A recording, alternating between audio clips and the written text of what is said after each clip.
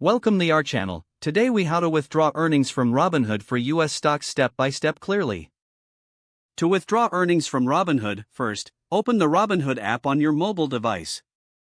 Log into your account with your credentials. Once you're in, navigate to the account icon located in the bottom right corner. Next, tap on Transfers to access the transfer options.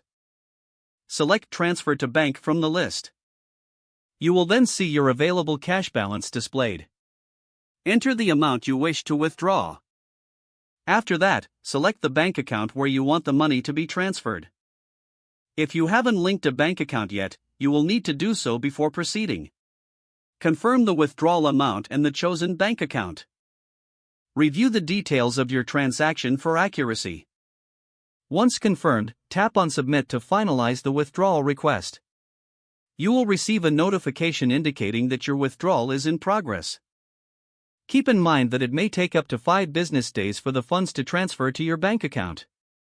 After the withdrawal is complete, you'll receive a confirmation email. That's how to withdraw earnings from Robinhood step by step. If the page does not load, refresh the browser or try again in a private or incognito window. Make sure you are using the correct email address, then retype it carefully to avoid small typos.